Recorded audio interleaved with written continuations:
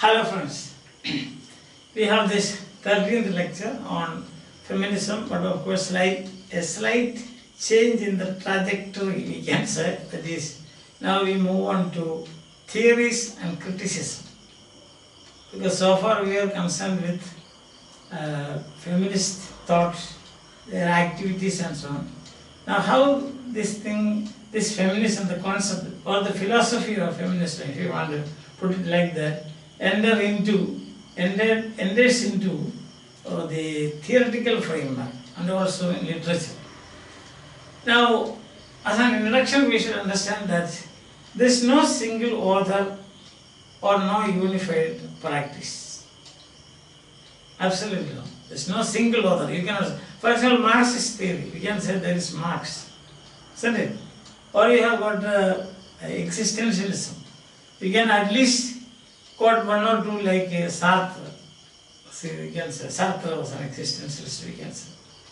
But here, you cannot say that Betty Friedan, or you cannot say Simone de Beauvoir, or you cannot point out or focus this thing on one single author, or say Kate Millett, or even our first great woman who wrote about the rights vindication, that is Wollstonecraft.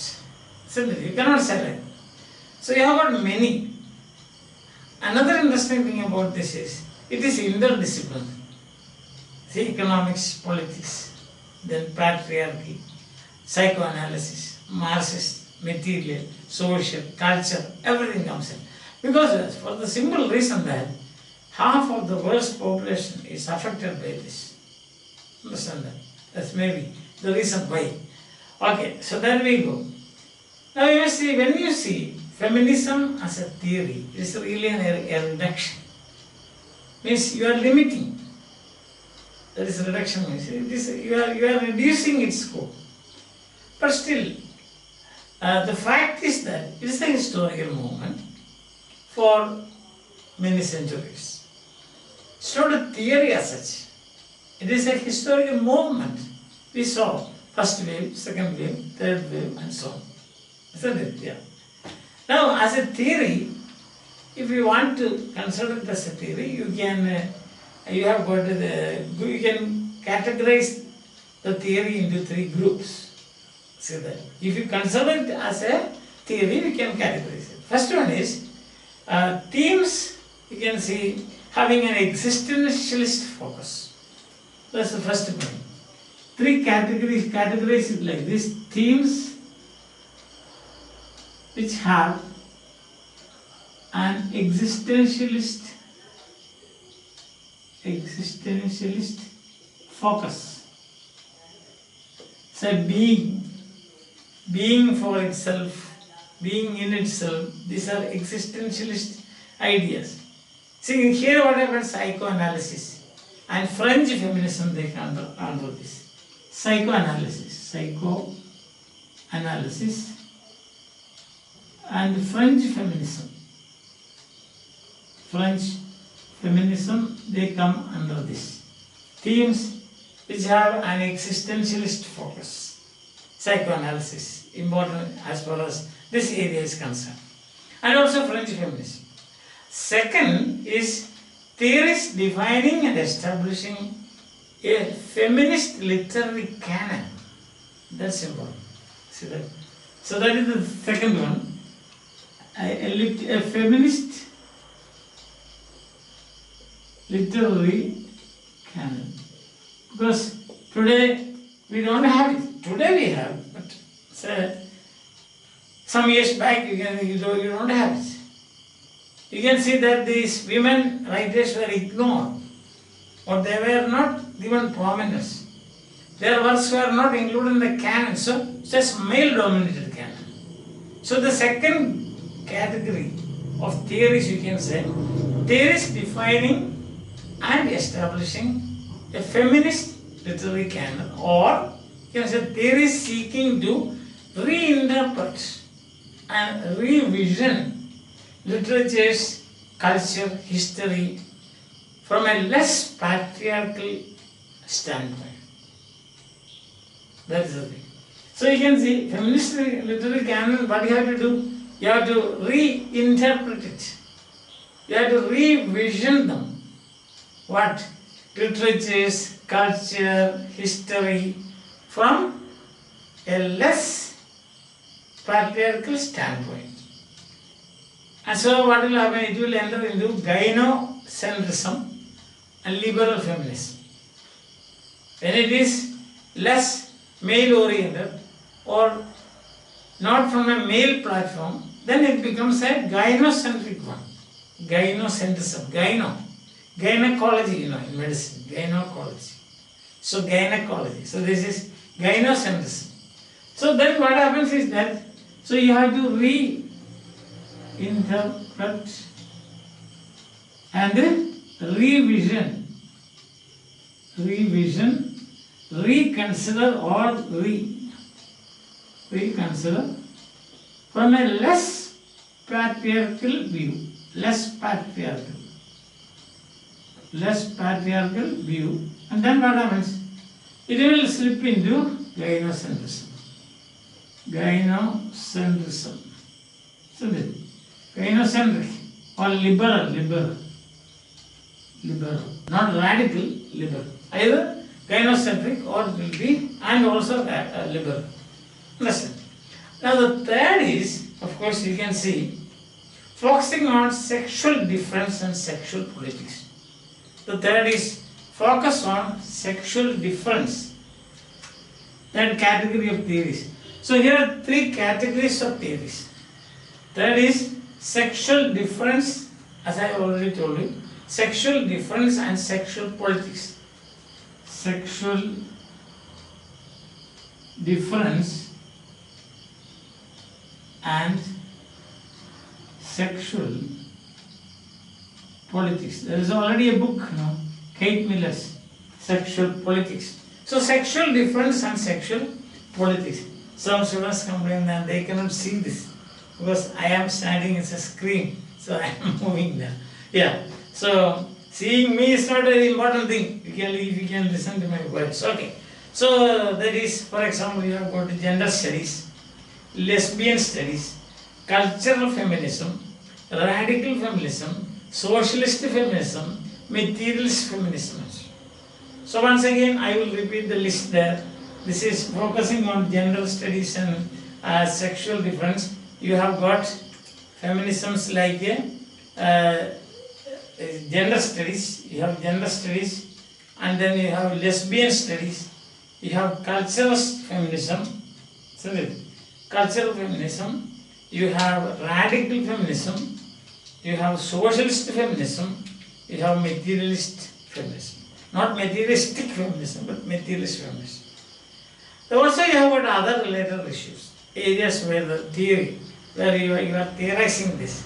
See, one is, for example, Mary Ellman, you must have heard of that. Mary Ellman,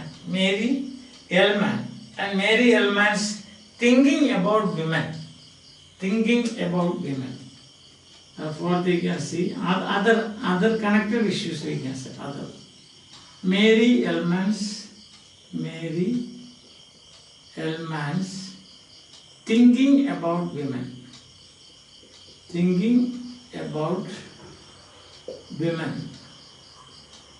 This book, that is Mary Ellman's thinking about women.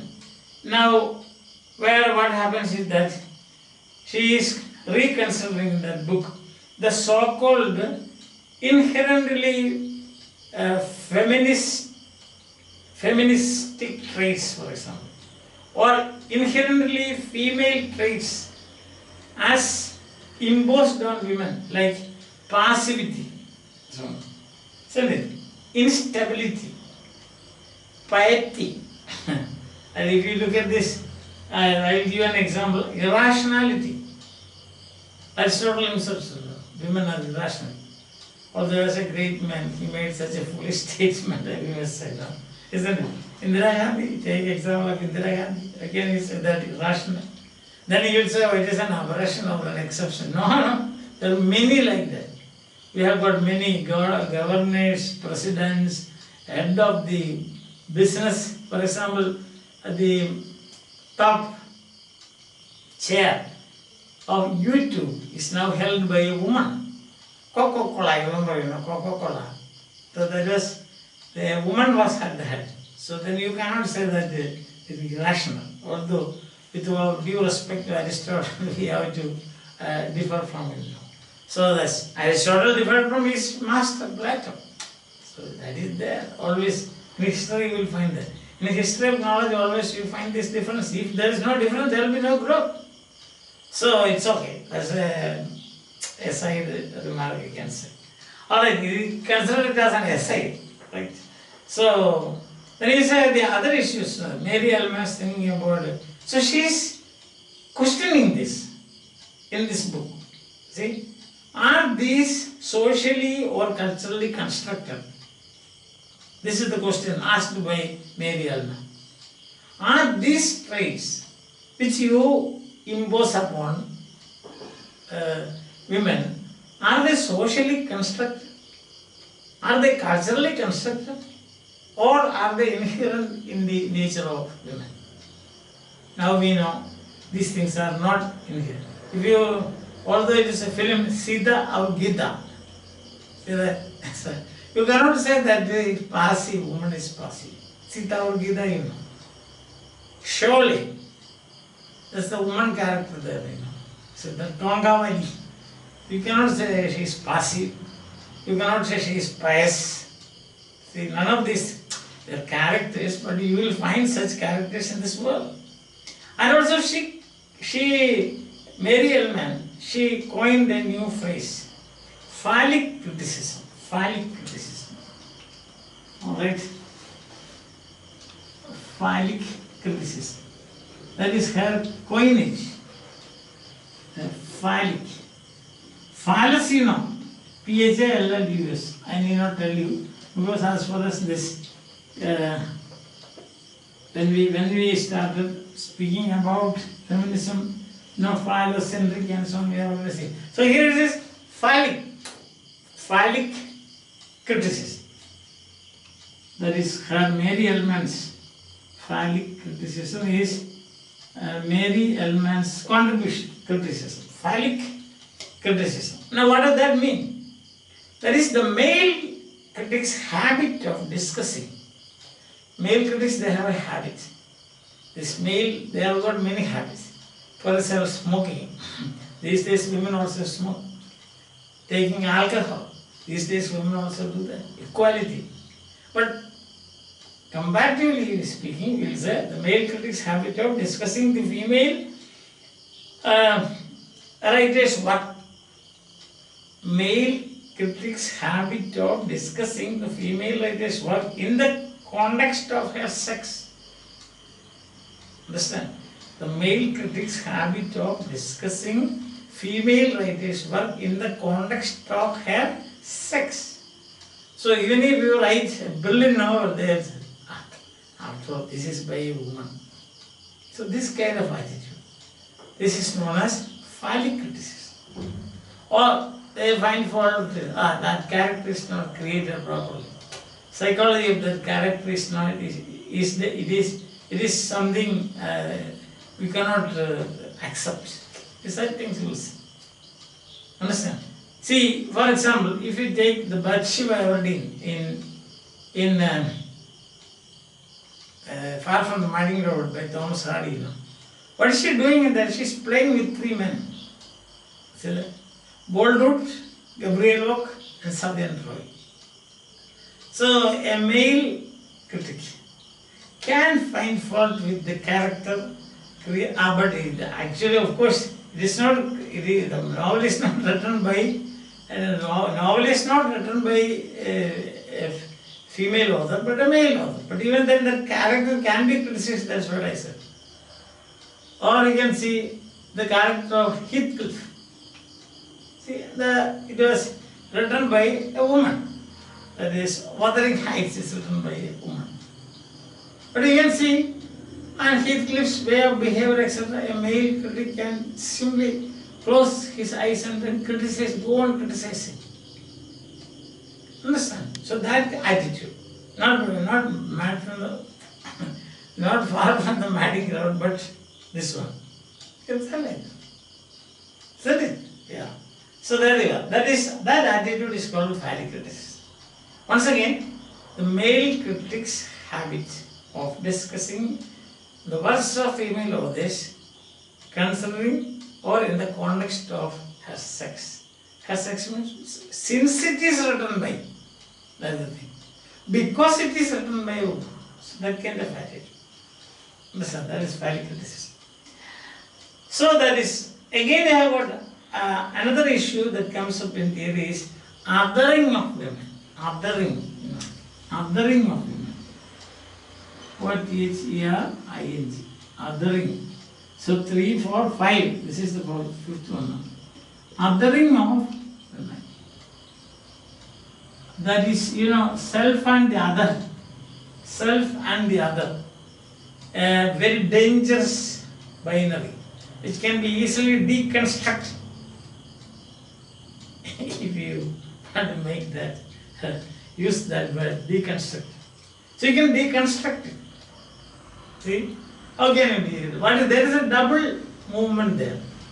Other and self. Already we have seen, this is, how we manage, how we deconstruct speaking and writing. That is Socrates, one of our previous lectures we have, so I don't want to get into this. Same way you can do this also. Now, so othering of women. Simone de Beauvoir, it was her book. It's a groundbreaking, path-breaking book. It was The Second Sex. Understand? By Western philosophy, she questions it. Simone de Beauvoir, she questions which one?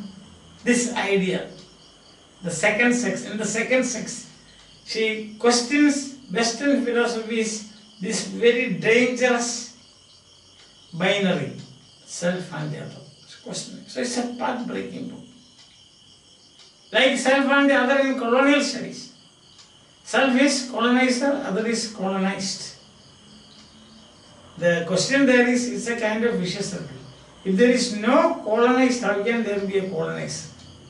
It looks silly, we will come up to that later, not today, because today we are going to wind up. We are going to just one more point now.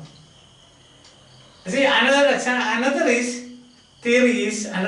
of this theory is resurrecting women's literature. Sixth, resurrecting women's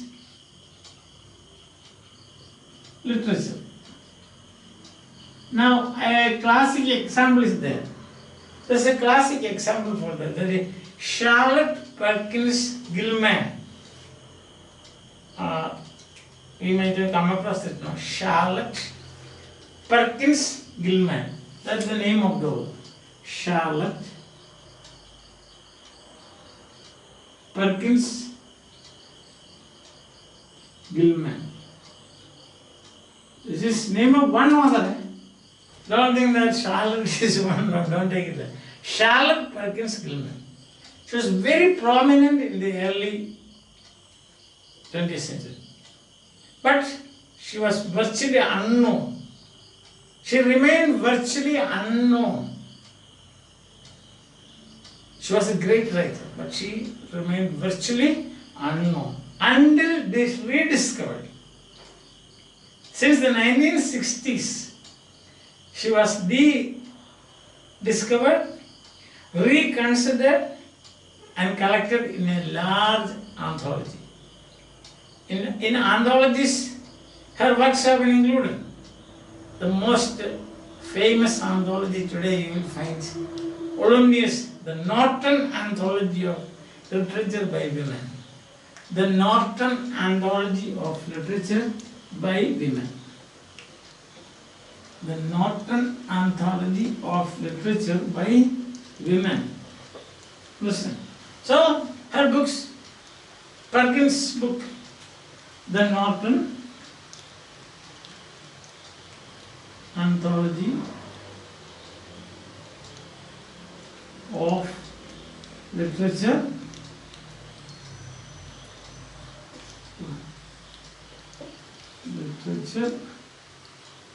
by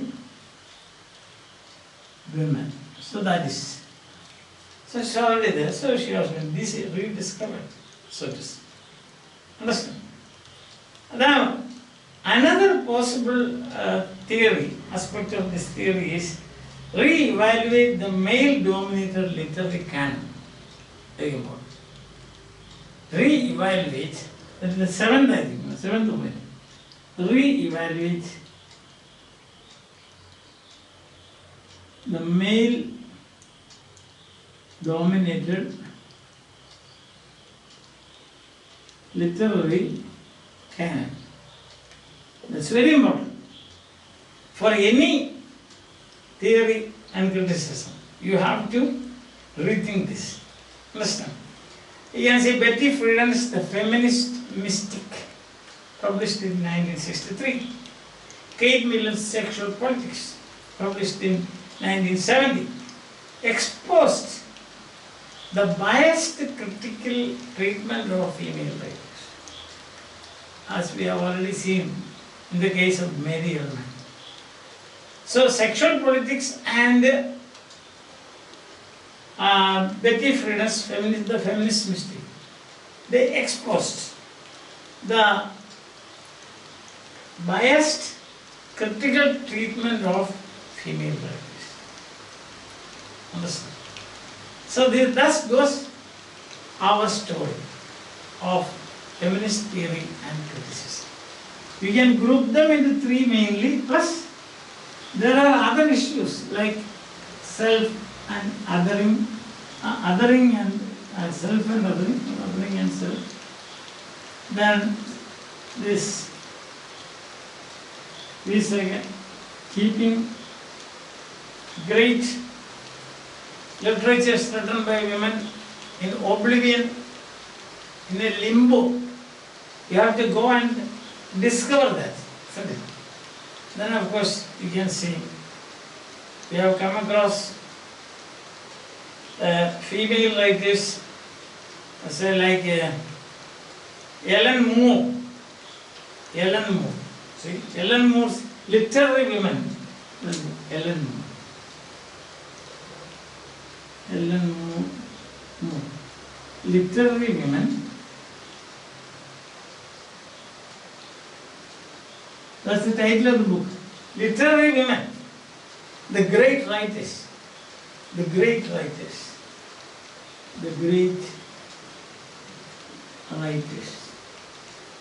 And now that is published in, I just published in 1976. 1976. Publishing date, sometimes I am mistaken. Yes, 1976. So what does she do? She constructs a tradition of women's literature and reveals its distinct features. So the great writers, the great women writers, she constructs a tradition, so to say, and then reveals its distinct features, including the category of female Gothic. That is a category that is, she articulates, female Gothic. So this is how the feminist theory and criticism, when we consider feminist theory and criticism, we come across these facts. As you said, we will continue this because first thing you must remember is that there is no single author, no unified theory, practice. Then we found that it is interdisciplinary. And second point we saw that it is, if you said theory, and it's not actually a theory, it's a movement, historical movement. If you consider it as a theory, the three main ideas are themes of existential focus, or you can say defining a feminist literary canon, and also you will find the sexual difference, studies in sexual difference and so on. There are other related issues also, as you can see, the traits of women, whether they are socially or culturally constructed. When you find othering of women, then Again you have got things like that, resurrecting women's literature, and you have got the literary canon, rewriting the literary canon. And you also came across phallic criticism and great anthologies of women writers' work like the Norton Anthology. And finally today, for the time being, we saw literary women, the great writers by Ellen Moore. And there what she does is, she's creating, reconstructing a tradition of women's literature and reveals its distinct features. So far, so good we have come. We'll continue this in our next class. I think that for today we will say bye.